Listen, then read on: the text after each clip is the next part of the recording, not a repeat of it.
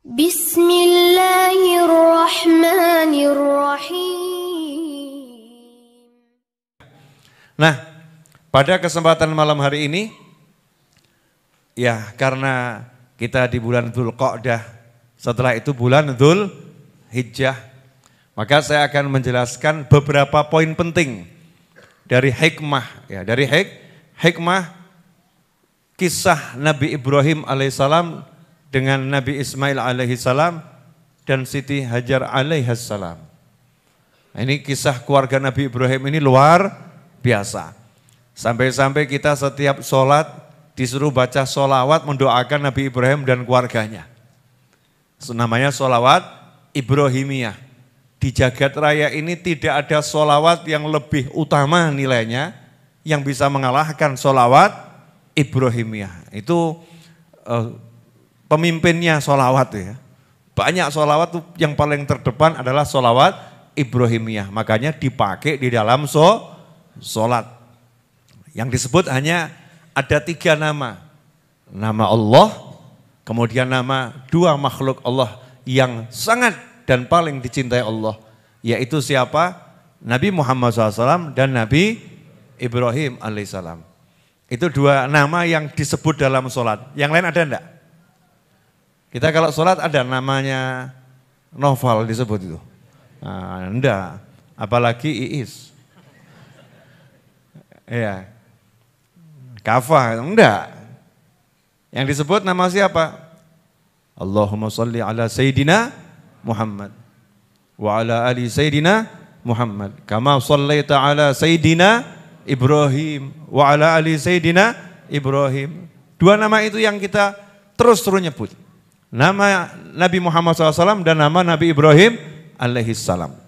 Makanya kita mau belajar ada apa tuh nih ya dengan Nabi Ibrahim alaihissalam. Insya Allah enggak banyak. Mudah-mudahan barokah manfaat.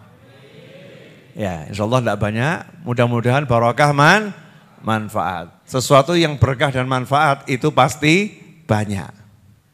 Ya itu pasti banyak. Makanya kamu kalau dikasih duit sama Pak Yai 5.000, dikasih duit sama Ustadz 5.000, dikasih duit sama Habib 5.000, dikasih duit sama orang tuamu 5.000, tapi ada embel-embelnya, insya Allah berkah. Wah kamu harus seneng gitu. Kenapa? Karena 5.000 kalau berkah bisa digunakan untuk membeli dunia dan segala isinya. Loh ya berkah itu udah ketempelan sesuatu yang gak akan habis. Ya, itu namanya barokah. Fokusnya di situ. Nabi Ibrahim alaihissalam kita tahu beliau ketika punya anak itu nunggu waktu agak lama. Ya, lama enggak punya anak. Maka ketika berdoa Rabbi habli minas sholihin fabasyarnahu bi ghulamin halim. Doa minta sama Allah, Rabbi habli minas sholihin. Ya Allah karuniailah aku keturunan yang masuk dalam kelompok orang soleh. Tawaduknya Nabi loh ya. Lawang Nabi itu enggak ngomong karuniailah aku keturunan yang soleh. Enggak ngomong karuniai aku keturunan yang soleh, enggak. Rabbi habli sholihan, enggak. Rabbi habli minas sholihin. Ya Allah karunialah aku keturunan yang masuk dalam kelompok hamba-hambamu yang soleh. Yang masuk dari kelompok itu. Tawadhu. Kalau kita nih kadang minta anak, ya Allah minta anak yang ganteng.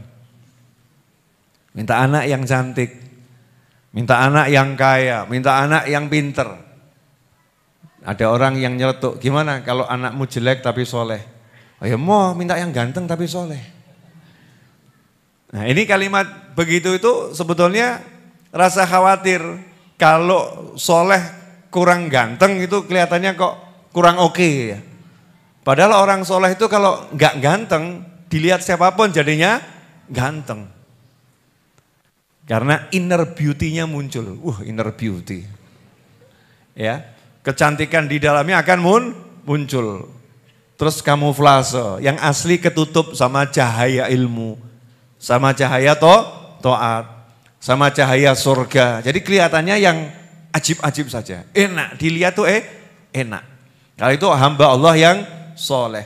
Makanya ciri-ciri orang soleh itu kalau dilihat sedep. Dilihat sedep. Kalau dilihat kok pengen buat kamu muntah, lah itu tanda tanya itu. Bu, pernah lihat suaminya pengen muntah? Ada yang jawab pernah. Kapan? Waktu ngidam, mulai masalah. Nah, ada itu waktu ngidam kan kalau lihat suaminya terus jadi muntah. Itu kan karena faktor X beda. Ini lihat suami kok nggak bisa senang, lihat istri kok nggak bisa senang. Ini ada sesuatu yang salah baik dengan yang melihat maupun yang dilihat. Orang-orang soleh itu walaupun yang benci, kalau lihat hatinya nggak bisa mungkiri, hatinya senang sebetulnya. Jadi benci itu karena dia maksakan dirinya, kudu anyel. Aku harus nggak suka. Padahal aslinya tuh hatinya lihat tentrem, menyenangkan. Kenapa? Karena ada cahaya-cahaya yang Allah titipkan di wajahnya. Yang Allah titipkan di wajahnya. Karena itu cita-cita kita daripada beli skincare, mahal ya Bu ya. Banyak perawatan capek pakai skincare, maka pakai wudhu care saja. Pakai wudhu care. Nah, itu alasan suami biar hemat pengeluaran. Iya, alasan suami biar hemat pengeluaran. Wajahnya kalau sering buat sujud, ya sering digunakan untuk taat, nanti wajahnya akan dipoles oleh Allah Ta'ala dengan cahaya. Glowing, ya nggak usah pakai apa itu yang kalau diminum terus kulitnya jadi putih gitu loh ya. Apa Bu? Hah? Gen-gen? Masya Allah paham semua kan? Sedikit pancingan ternyata berhasil saudara-saudara. Enggak perlu minum-minum begitu, enggak perlu. Sujud, zikir, wirid, bercahaya. Ya wajahnya akan bercahaya. Terus tanya temennya, kamu minum gen model apa ini? Ya. Kolagen ya. Kolagen merek apa? Jawabannya wudhu dan tahajud. Masya Allah. Itu kira-kira calon istri idamannya Mas Kafa. Sudah ngirit solihah pula ya. Ya sudah ngirit solihah pula. Nah, Rabbi habli minas sholihin. Minta dulu keturunan yang soleh. Keturunan yang soleh. Dikasih sama Allah. Fabasyarnahu bihulamin halim. Maka segera kami sampaikan kabar gembira kepada Ibrahim alaihissalam. Dia mendapatkan hulam halim. Bihulamin halim, anak yang halim. Jadi Nabi Ismail itu alaihissalam belum lahir, pangkatnya sudah ada. Pangkatnya apa? Bukan sobir, tapi halim. Kalau sabar itu begini, ada orang mau melahirkan, ya mau melahirkan, sakit ditahan, itu namanya sabar. Ada orang mau melahirkan, sakit tapi ketawa. Kenapa? Karena paham, setelah ini saya akan dapat anak. Setelah anaknya lahir, dia sudah siapkan duit.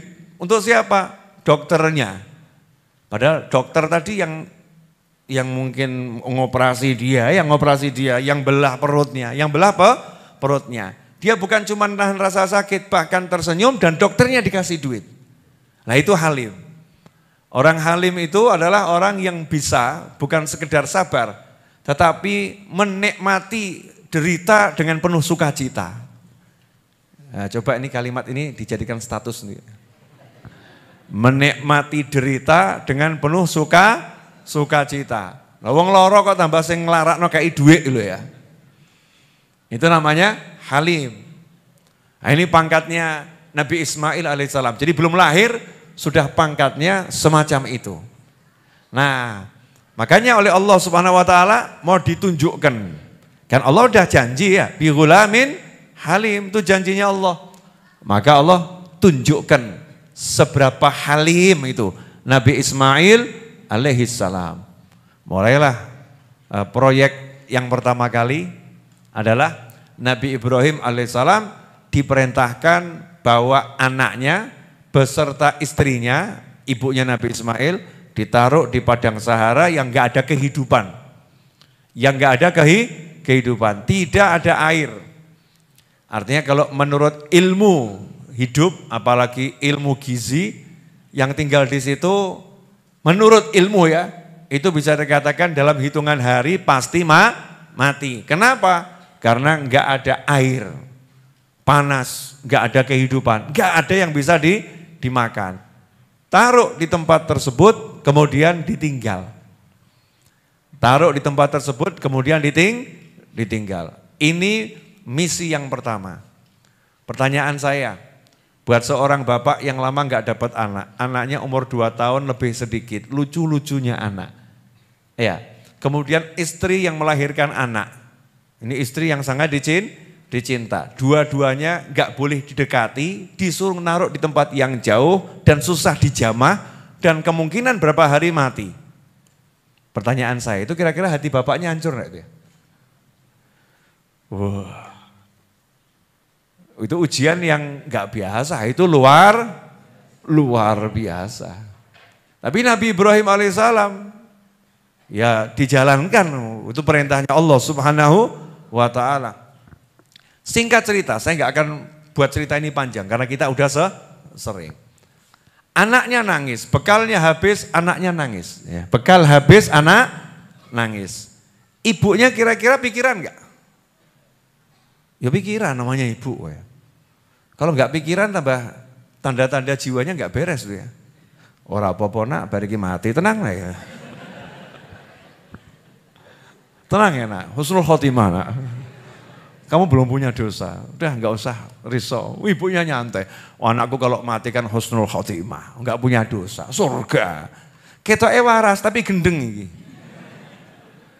Sepintas kan kelihatannya berakal sehat, tapi ini nggak menggunakan akalnya. Manusia nggak boleh begitu, harus punya rahmah, harus punya kasih sayang. Anak nangis, jangan nanti kemudian jadi dalil. Oh kalau bayi kan belum punya dosa, jadi biar mati aja sekalian. Biar masuk surga. Bukan begitu ajaran Islam, nggak ada yang seperti itu. Bayinya ya masuk surga, tapi kalau ibunya mendiamkan, bayinya meninggal tanpa diperjuangkan, maka ibu yang semacam ini akan dituntut pertanggungjawaban. Ayah yang semacam itu akan dituntut pertanggungjawaban. Muncul kasih sayang seorang ibu. Nah, logikanya gimana? Anak nangis, butuh makan, nggak ada makanan, nggak ada air, maka cari bantuan, cari pertolongan.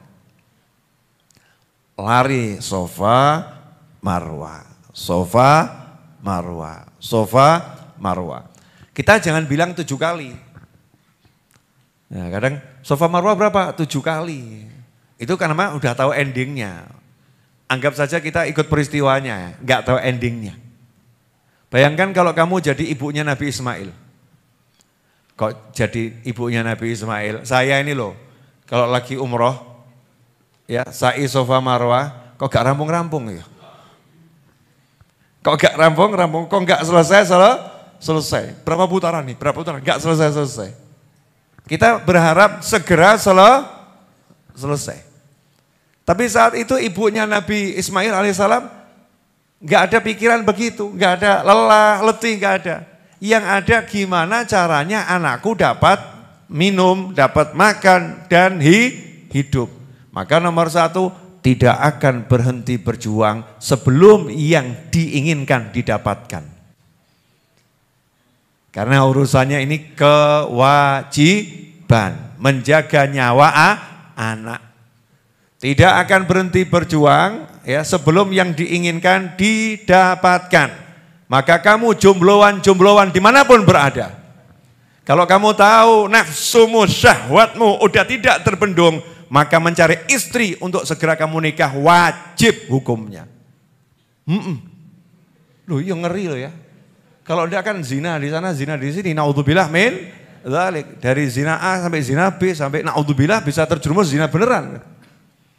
Zina mata, zina ini dan lain sebagainya. Maka kata Imam Ghazali, pemuda yang sudah tidak mampu nahan nafsunya semacam itu, maka nikah itu bukan sunnah, tapi hukumnya wajib.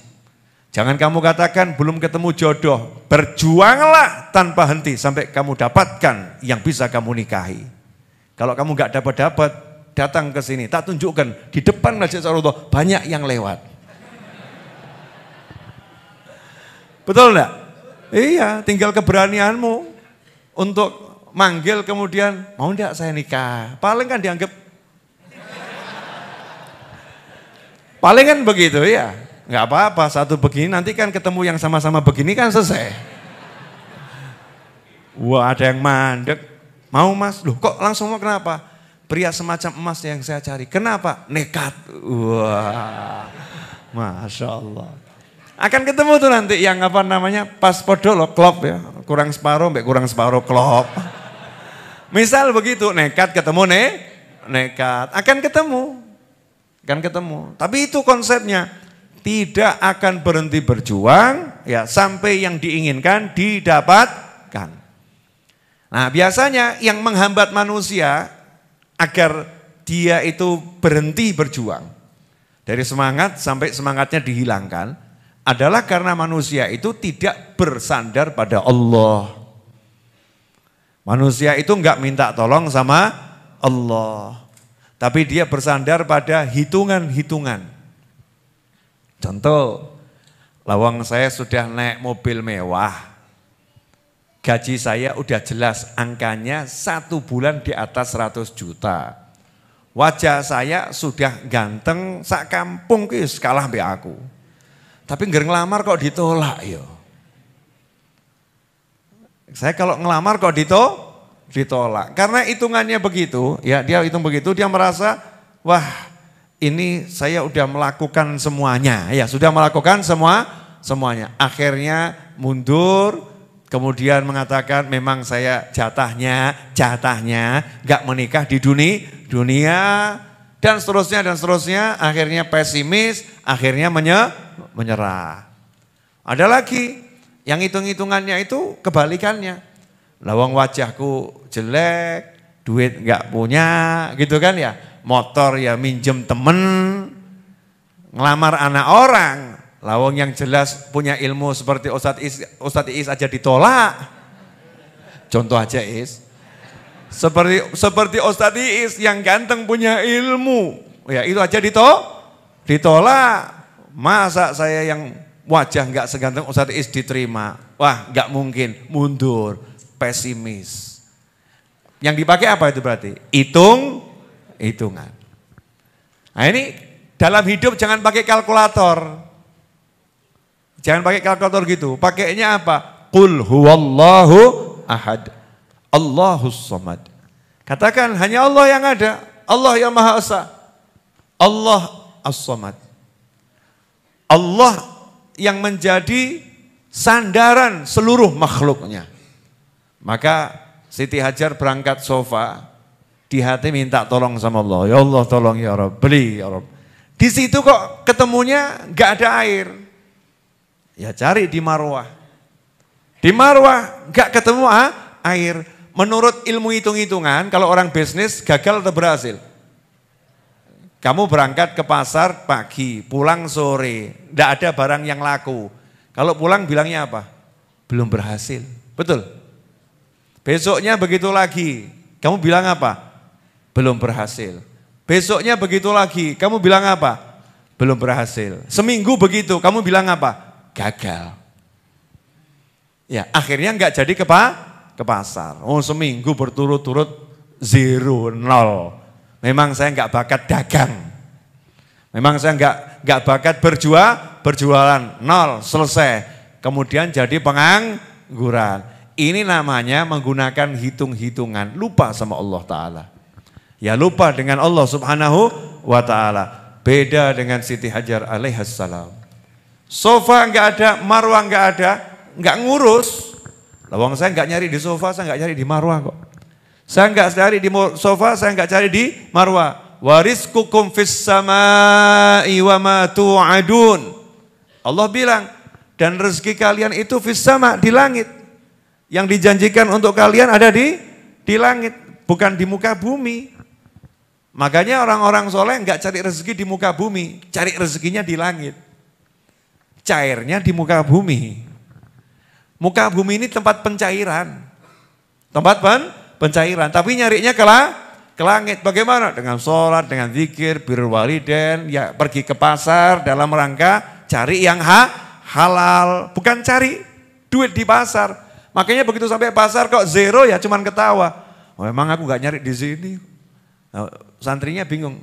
Ustadz, guru, Habib, Yai, jenengan pripun toh? Oh, jelas ke pasar cari rezeki kok sampai pasar nggak dapat duit, tambah ngomong, lah aku memang nggak nyari di sini kok. Lah terus nyarinya di mana? Lah nyarinya di langit. Lah cairnya di mana? Di bumi. Di mana? Ya mbuh. Nggak tahu cairnya itu lewat mana, saya nggak tahu karena janjinya Allah akan berikan rezeki pada hambanya yang beriman itu lewat cara yang nggak pernah dipahami oleh hambanya. Min haitsu la yahtasib. Dan Allah buktikan, ya.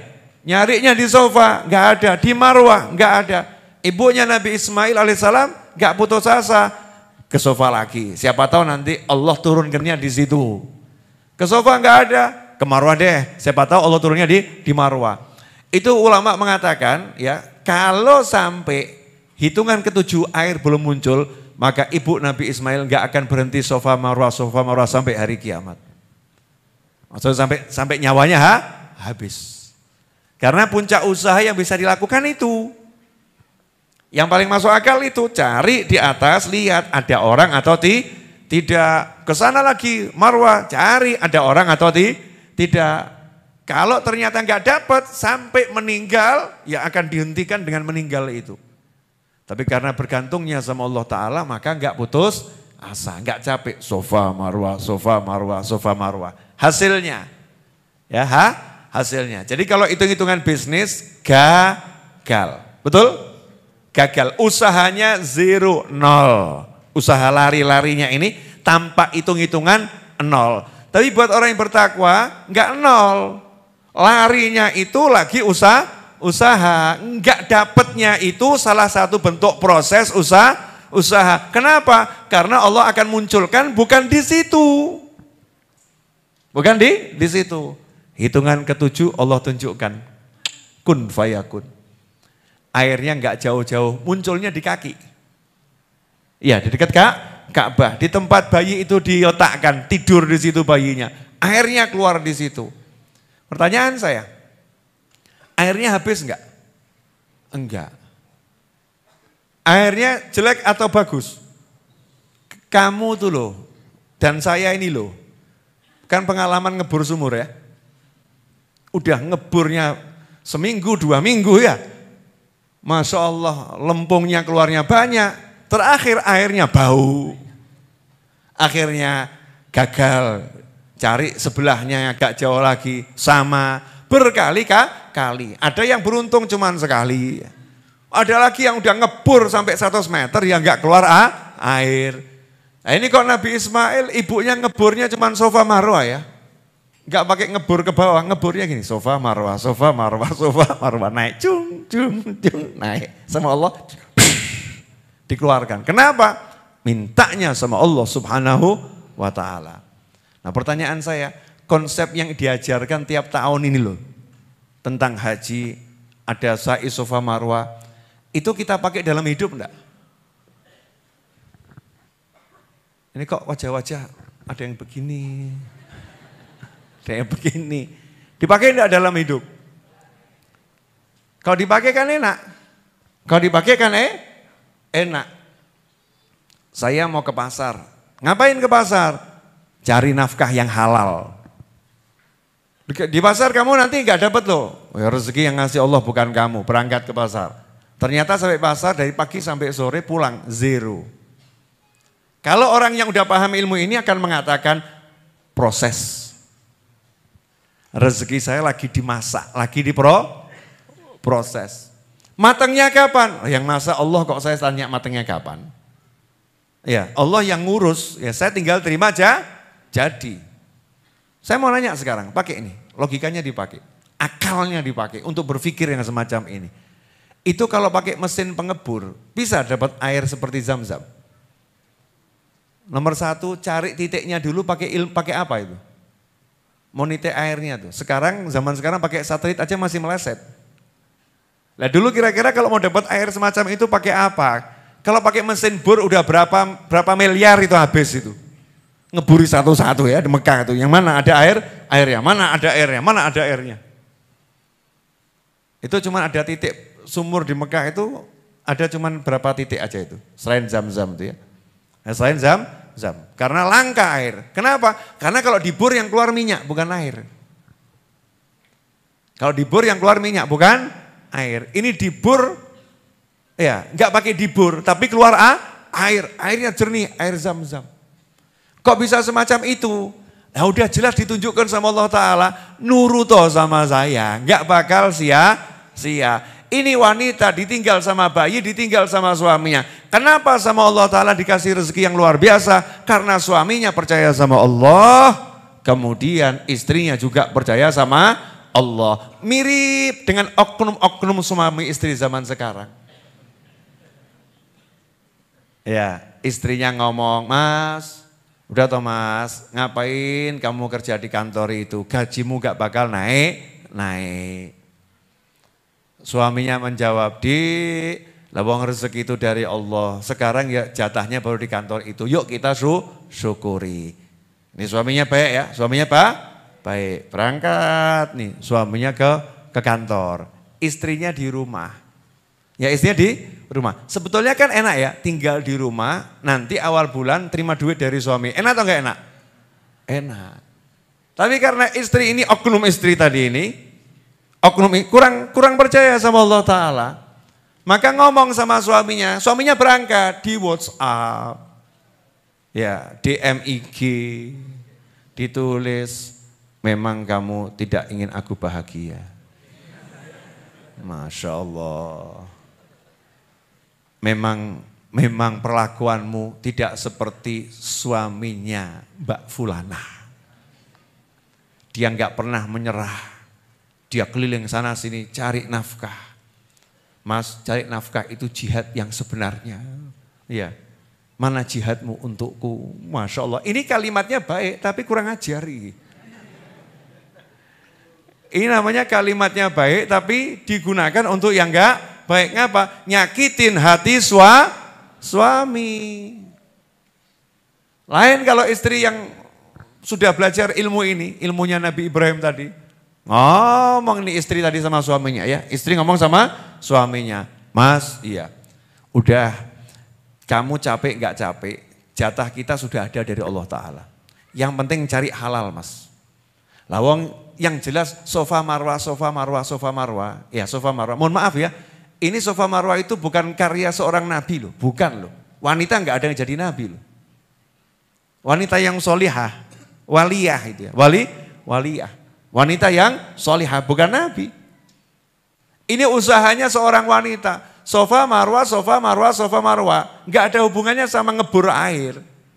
Kok yang muncul air, padahal usahanya semacam itu. Jadi yang penting kamu Mas niat yang bagus, cari nafkah untuk keluarga, berangkat ke pasar, kerja beneran, nanti rezekimu berapa enggak usah kamu pikir. Kalau udah waktunya Allah akan munculkan Zam-Zam di rumah kita.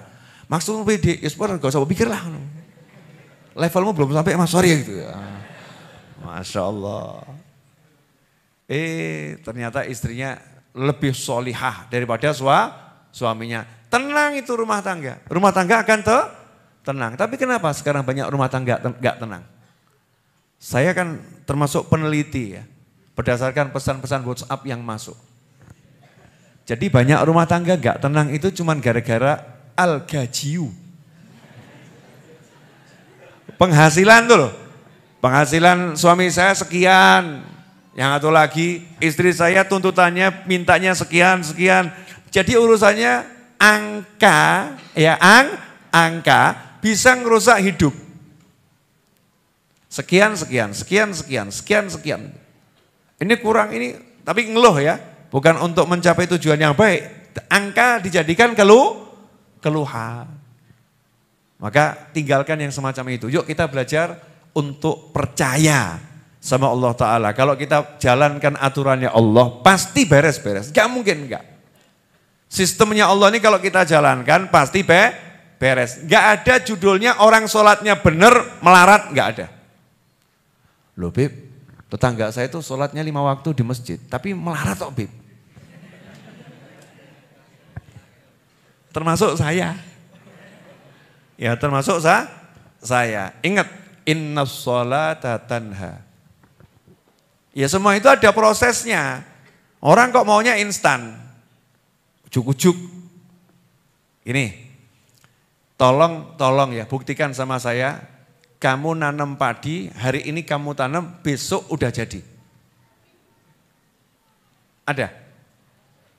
Buktikan sama saya, kamu ambil air 1 ceret, kamu taruh di kompor, kamu nyalakan kompornya, begitu dinyalakan langsung umup. Bawa sini. Bawa sini. Buktikan sama saya, tolong saya gundul rambutmu, saya panggil tukang cukur, selesai digundul langsung tumbuh. Ada begitu. Buktikan sama saya, istrimu hari ini positif hamil, ya besok tiba-tiba lahir. Ada. Maksud saya mikir titik gitu loh ya. Ada enggak yang begitu? Buktikan sama saya, selain keramat-keramatnya wali dan nabi ya, dan mujizat nabi, anaknya lahir langsung bisa lari. Ada?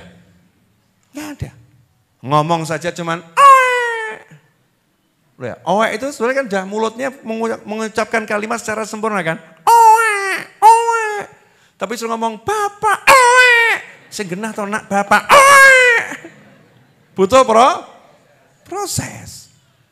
Loh dalam hidup dari kecil paham semua butuh proses. Semua butuh proses. Dikasih tahu kamu sholat yang benar, kok gak suge-suge? Ya proses. Proses. Nah, salah satu tanda-tanda orang yang sholatnya itu benar ya, tanda-tanda orang sholatnya benar, gak pernah bingung sama rezeki. Jadi kalau kamu itu sholat kok rezeki masih bingung, berarti sholatmu belum benar. Oh ternyata wudhunya salah. Contoh begini, boleh saya ngasih contoh. Jadi biar gak ngomong gitu tadi, kan tuh tetangga saya udah sholat kok ternyata masih miskin. Saya akan jawab, lah Pak ya itu sholatnya rajin kok sugih. Jadi yang salah siapa ini? Ada lagi Habib sholatnya rajin gak sugih, tapi hidupnya seneng. Kenapa? Ternyata memang gak mau cari sugih. Cari merasa nikmat. Kekayaan yang sejati kan ketika orang gak butuh apa-apa, toh betul ya? Itu namanya kaya. Yang buat kita miskin karena kebanyakan kebutuhan. Kalau udah nggak butuh lagi namanya kaya. Benar begitu. Nah, ternyata setelah diteliti, dicek, oh ini wudhunya masih amburadul. Nanti kalau jenengan nggak percaya, cobalah suruh videokan wudhumu sendiri. Terus tunjukkan ke Ustadz wudhu semacam ini kira-kira betul apa enggak. Mesti kamu takut, nggak salah piye. Berarti sholatku 15 tahun keliru kabeh. Betul kan ya? Kita jadi takut. Oh ternyata wudhunya belum beres. Apalagi yang belum beres? Oh ternyata Al-Fatihahnya masih banyak yang salah. Lah kalau wudhunya nggak beres, Fatihahnya salah. Udah sholat belum? Ya belum. Tapi jangan khawatir, Allah Maha Pengampun, Allah Maha Pengasih, Allah Maha Penyayang. Aman-aman, tapi ya didandani. Ya usaha memperbaiki. Nah, contoh misalnya, tidak usah jauh-jauh, mobil, full bensinnya, bannya, anginnya pas semua, akinya normal, normal. Kamu masuk ke dalamnya, ya masuk ke dalamnya, terus kamu teriak-teriak, ini mobil kok nggak jalan kenapa? Ini mobil kok nggak jalan kenapa? Ya nomor 1 orang kan nanya, wes bawa starter apa urung? Betul ya? Sudah saya starter, kalau udah starter kok belum jalan, orang nanya, akinya kenapa? Akinya kenapa?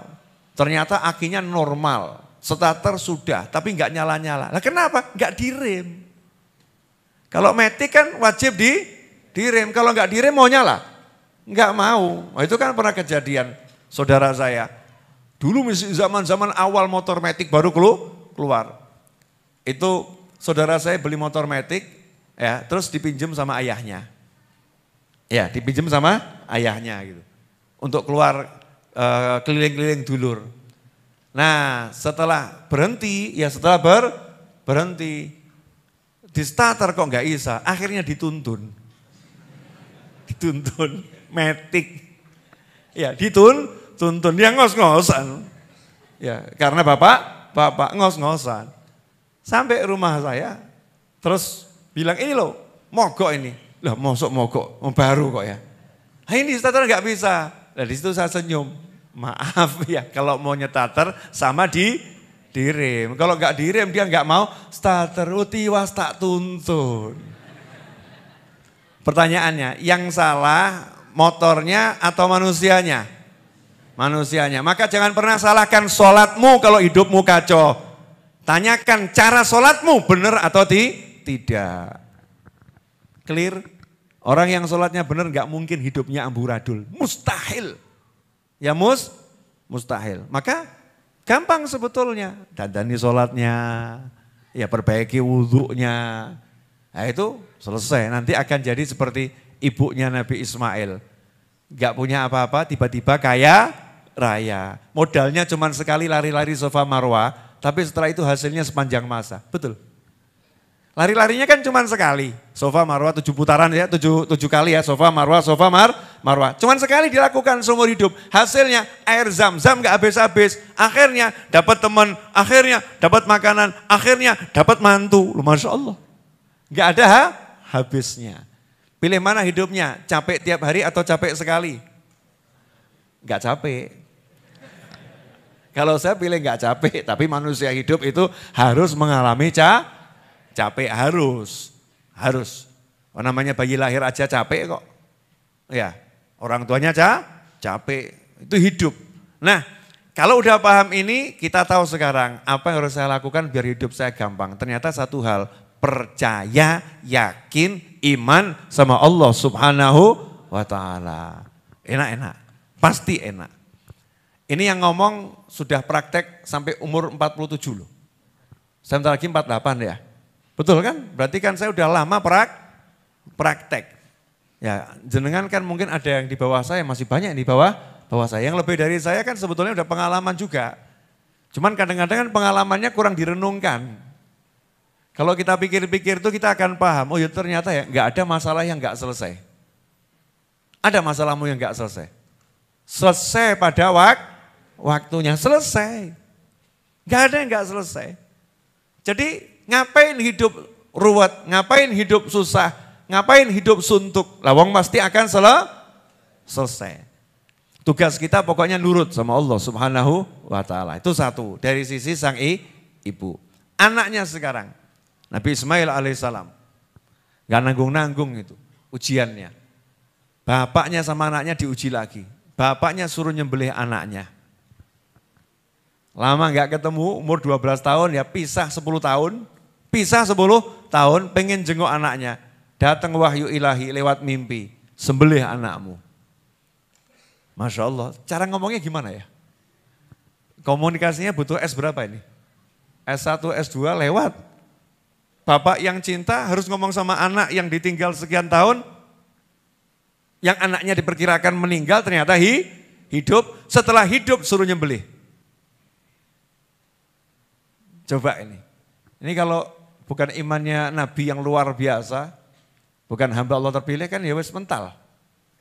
Lawong kecil saya tinggal, perkiraan mati. Ini sekarang udah hidup suruh nyembelih. Gimana ini? Ini kalau nggak beriman kan ngomongnya begitu.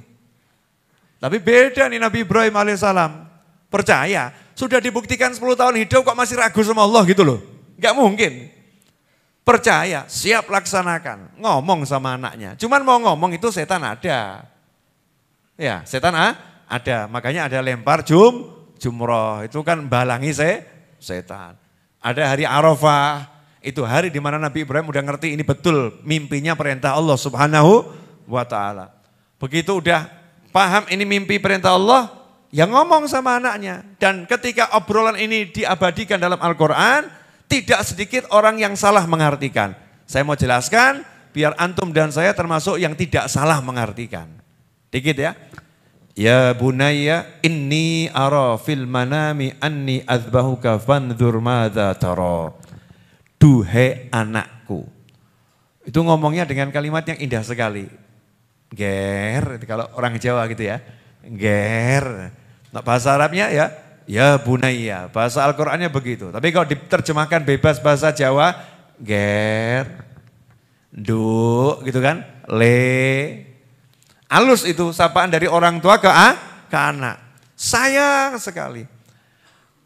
Aku ini benar-benar mimpi. Bukan aku mimpi, ini sungguh aku tuh ngimpi kok lihat diriku nyembelih kamu ya. Menurut pendapatmu bagaimana?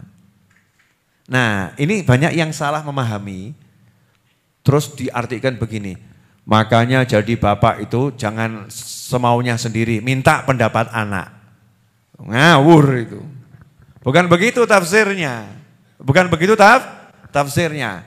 Nabi Ibrahim tidak butuh pendapat anak dalam melaksanakan kewajibannya Allah. Ini kewajiban, anak diminta pendapat bukan urusannya dilaksanakan atau tidak, bukan. Anaknya jawab apapun pasti kewajiban Allah dijalankan oleh Nabi Ibrahim alaihissalam. Jadi pertanyaan ini bukan minta pendapat untuk dilaksanakan atau tidak, bukan.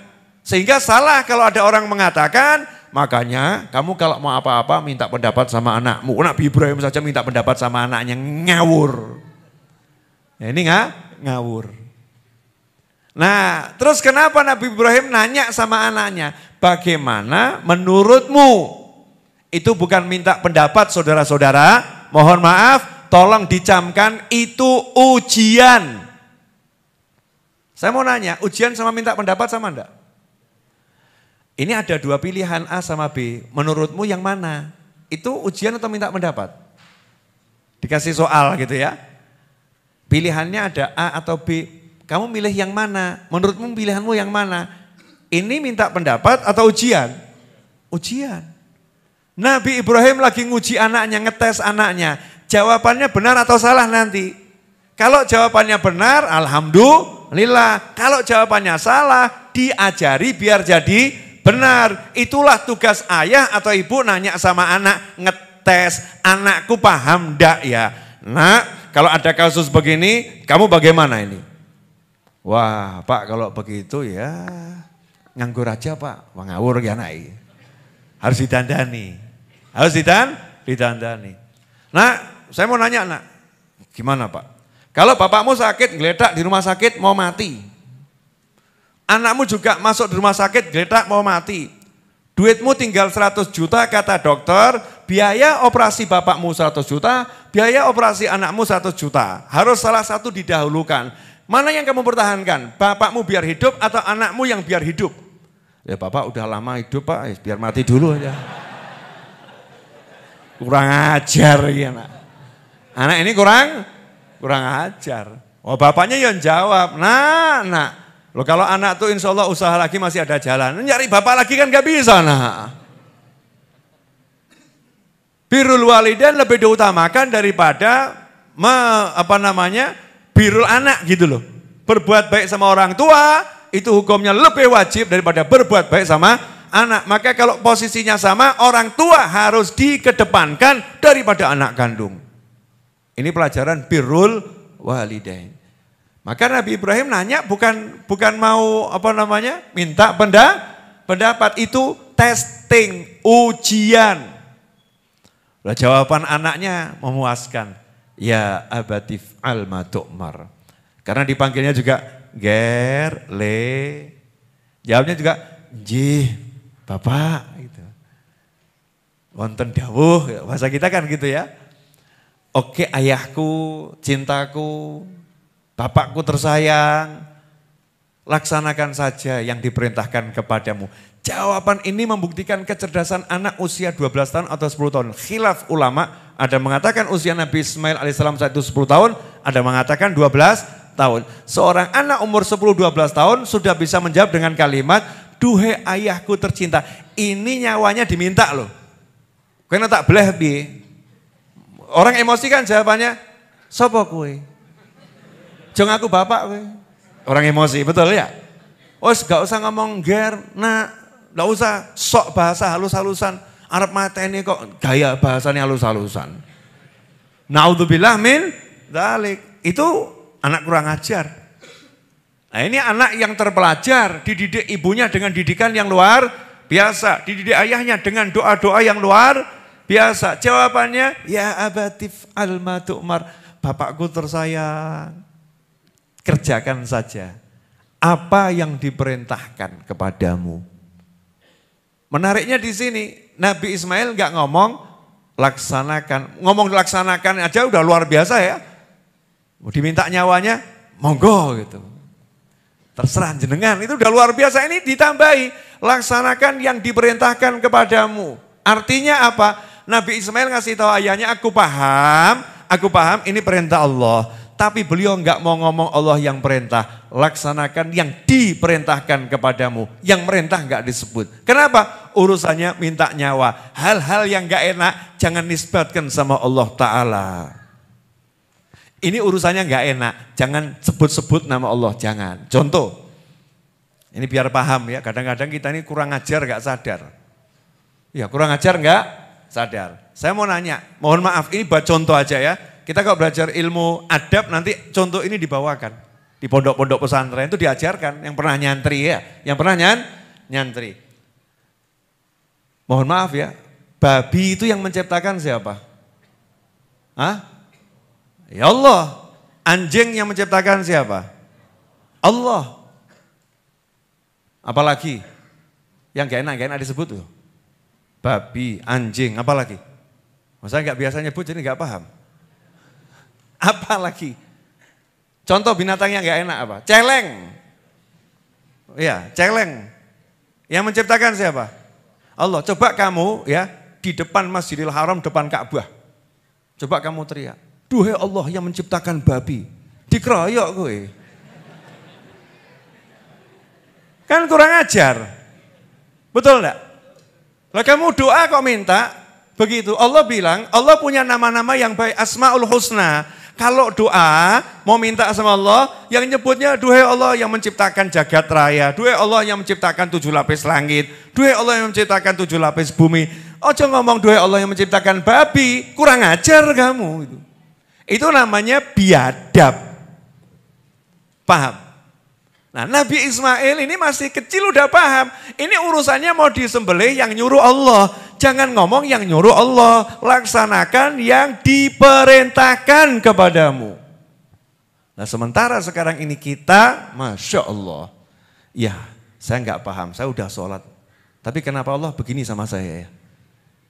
Masya Allah, ini menungso model apa? Kita ini manusia model apa? Begitu kena musibah, teriak, saya baru diberi musibah sama Allah. Saya diberi musibah sama Allah. Jadi kalimatnya itu seperti protes itu loh ya, tapi dihalus no bahasanya. Saya diberi musibah sama Allah. Allah lagi nguji saya. Kenapa begitu? Yang gak enak, gak usah menyebut nama Allah. Itu adab. Nah kalau umur 10-12 tahun udah paham, kita umur 40 tahun kok gak paham-paham. 50 tahun kok gak paham. Terus ditambahi, bapaknya ditenangkan, satajiduni insyaallah minas sabirin. Jangan khawatir, kalau kamu laksanakan perintah itu, kamu akan dapati aku termasuk dalam kelompok orang-orang yang sabar. Padahal julukannya Halim itu di atas sabar, tapi Nabi Ismail tawadhu, moga-moga aku bisa melebu dalam kelompok orang yang sabar. Tidak ngomong, aku ini orang sabar, mudah-mudahan aku masuk dalam kelompok orang yang sabar. Maka diproses. Nabi Ibrahim senang, wah alhamdulillah ternyata anak saya soleh. Adabnya luar biasa, lulus. Hasil ujiannya lulus. Karena kalau enggak lulus dieksekusi double gagalnya. Satu sudah gagal, yang kedua harus meninggal dalam keadaan gagal. Na'udzubillah min dzalik. Tapi kalau itu betul, eksekusi. Begitu mau disembelih, ya mau disembelih, anaknya yang ngajari. Tolong ayah, baju ayah itu dibuka, nanti biar gak kecipratan darah saya, nanti ibu saya sedih.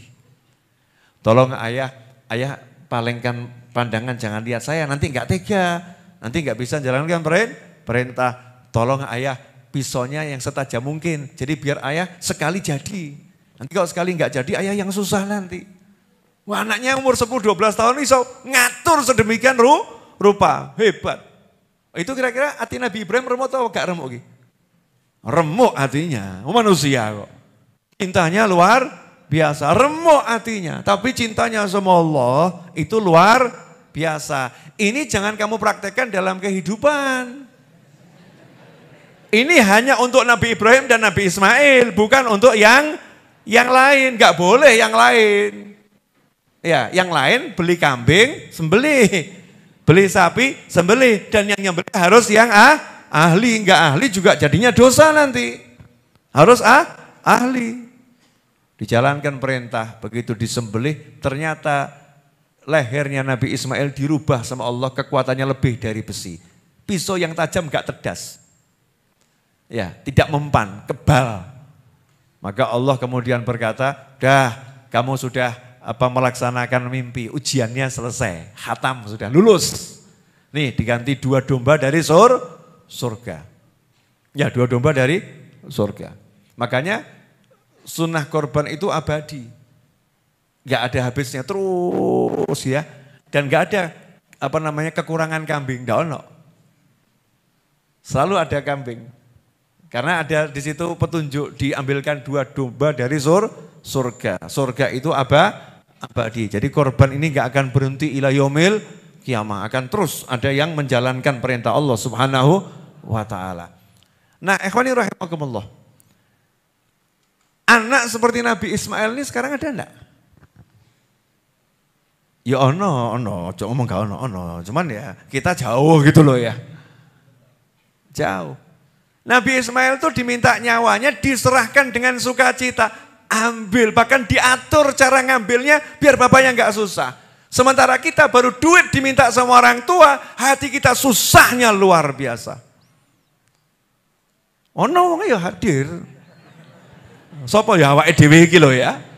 Kita ini kan ya nggak selalu, tapi kan ya pernah gitu kan ya.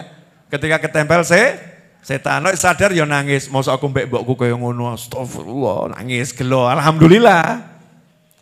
Tapi kalau itu jadi akhlak, berat, hartanya diambil orang tua kan naudzubillah min dzalik. Tapi ayah juga harus jadi ayah yang benar, tiru Nabi Ibrahim alaihissalam. Nabi Ibrahim itu mengambil nyawa di perintah Allah. Nah ini Allah nggak pernah perintah kita ambil harta anak kita. Ambil itu harta anakmu. Walaupun anak dikasih tahu, anta wa maluka li abik, dirimu dan hartamu milik orang tuamu, maka jangan jadi orang tua yang mengeksploitasi anak. Kamu anak saya, wajib bekerja sama saya, setoran tiap hari sekian juta. Masya Allah, anak itu, ya Allah semoga cepat mati bapak aku. Itu anak sampai doa begitu kan. Mohon maaf ya sahabatku pemirsa dimanapun antum berada, saya minta semua orang tua yang mendengarkan ceramah saya ini tolong dicamkan. Karena saya di lapangan ketemu praktek-praktek yang begini. Anaknya kuliah, lulus S1, S1. Seneng anaknya. Hari berikutnya bapaknya ngomong, nak iya bapakmu ini nyekolahkan kamu sampai hari ini sudah gadekan sawah 3. Gadekan sawah 3. Total hutang bapakmu 100 juta. Jadi sekarang tiap bulan kamu wajib nyicil sekian juta. Jadi anak ini kerja belum sudah dikasih kuen diutang. Ngono ya bapak ngono. Masya Allah. Seharusnya bapak itu ngomong sama anak-anak, sekarang kamu segera menikah ya nak ya, udah kuliah, udah selesai, insya Allah dapat kerjaan yang bagus. Bapak punya utang, urusan gak pikir, sudah urusan di bapak. Anak seneng-seneng wae, iki bapak.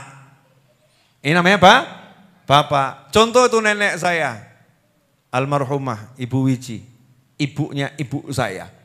Ketika paman saya itu masih baru keluar dari pondok yatim piatu ya di Jakarta ke Solo, kemudian mau kerja, paman saya kerja, dapat duit gitu ya, dapat duit. Anak yatim ini kerja dapat duit, langsung ngomong sama ibunya, Bu, ini gajiku. Bukan cuma gaji pertama loh, setiap gaji buat ibu. Coba kalau mak-mak oknum zaman sekarang, anak soleh, makasih, Masya Allah. Anak soleh, makasih. Ya, ini aja udah buruk itu kalau begitu. Nenek saya enggak begitu. Didikannya orang-orang Jombang, karena nenek saya dari Jombang dulu. Jombang banyak kiai, banyak habaib, banyak orang soleh. Didikannya lain. Sama anak, kalau bisa berikan nyawamu. Dan jangan pernah ambil harta dari anakmu. Kan begitu, pengorbanan seorang ayah dan ibu. Maka nenek saya jawab, Nak, gak usah, buat kamu saja. Ibu cukup punya, padahal gak duit. Coba kalau oknum ibu zaman sekarang, ya nak ini masih kurang, utang ibu segini loh. Wah Masya Allah, buka daftar utang, anaknya kemut-kemut. Piye. Kalau Anda korban gak usah ngaku ya, please. Karena ada oknum-oknum orang tua semacam ini, ada. Didoakan saja orang tua jadi orang tua yang berubah cinta anaknya dan pilih mengorbankan dirinya daripada mengorbankan anak-anaknya. Paman saya, didikan pesantren. Jawabannya enggak seperti oknum-oknum kita. Wah Masya Allah, ketika ibunya mengembalikan, enggak usah nak buat kamu saja. Mungkin kalau kita, yes. Yang penting udah aku coba memberikan, ditolak alhamdulillah, gak kelong duitku. Ini anak kurang ajar nih. Jadi ketika nawarkan enggak ikhlas, modus saja dia. Tapi Pak Lek saya enggak begitu. Begitu uangnya dikembalikan, langsung ngomong sama ibunya, enggak usah Bu.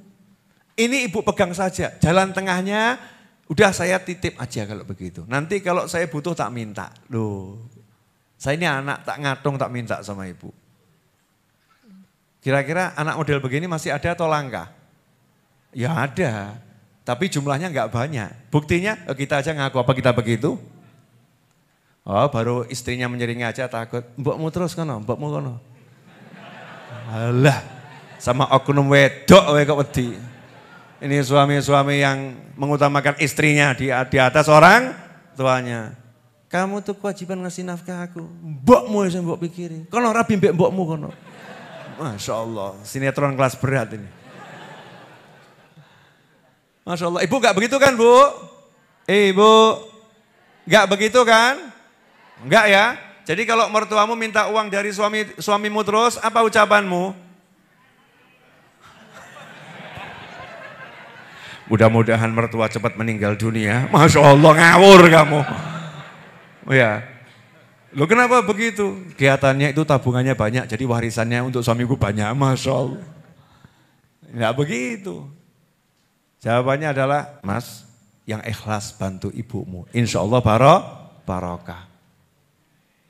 Suaminya jawab, tapi entek iki entek. Lah gak apa-apa. Cok khawatir. Memang dulu kita tuh entek kok, kita enggak punya apa-apa kok. Memang dulu kita enggak punya apa-apa. Udah pengalaman entek kok, sekarang takut entek. Betul? Di perut enggak punya apa-apa, lahir enggak punya apa-apa. Udah pengalaman loh, 9 bulan punya apa kamu? Udah neng weteng. Ada di perut pakai pakaian? Enggak ada. Makan saja kalau ibunya enggak makan kok ya. Udah biasa puasa di perut. Di perut udah biasa puasa. Lahir sakmene jagat kok wedi poso lho, gumun aku. Ya kita mintanya yang enak-enak, tapi jangan takut kalau ngalami yang enggak enak. Ya orang-orang yang akan dapatkan enak itu yang begitu. Jadi enggak ada rasa takut. Ya tapi jangan cari-cari loh ya. Aku enggak takut, terus kamu pergi ke hutan hidup sendiri, neko-neko. Nah itu neko-neko, itu melarikan diri dari tanggung jawab sebagai anak, ya sebagai orang tua. Naudzubillah min dzalik. Jelas semuanya? Udah 1 jam lewat loh saya ngajar ini. Enggak kerasa? Memang dirimu enggak punya perasaan. Makanya enggak kerasa. Nah itu Nabi Ismail. Jawabannya itu indah. Maka hasilnya tiap tahun Mekah itu dikeroyok sama umat manusia dari segala penjuru dunia. Di Indonesia bahkan yang mau berangkat ke Mekah itu udah ada antrinya 10 tahun, ada antri 15 tahun ya. Macam-macam itu antri, cuman pengen ke Mekah itu. Untuk haji. Betul? Tapi yang namanya haji itu kan rahasia ilahi. Ya rahasia ilahi. Tidak bisa ada orang yang udah ngantri 30 tahun, nyatanya ajalnya datang duluan. Enggak sampai sana, tapi pahala haji dapat. Akhirnya yang beruntung anaknya. Ya, anaknya belum daftar haji, tiba-tiba anaknya belum daftar haji, tiba-tiba suruh berangkat gantikan bapaknya. Temennya antri 15 tahun, dia enggak pernah ngantri, tiba-tiba maju duluan. Loh, jadi yang sakti siapa ini? Ya Allah Maha Kuasa. Ya Allah Maha Kuasa. Banyak contoh, makanya kita ini hidup paling enak. Ya sudahlah sadar kalau kita ini manusia punya Tuhan gitu loh. Jangan hidup seperti orang-orang yang enggak punya Tuhan. Makanya hati-hati kalau nonton film, hati-hati kalau nonton film, hati-hati nonton film, hati-hati nonton film, hati-hati nonton drama.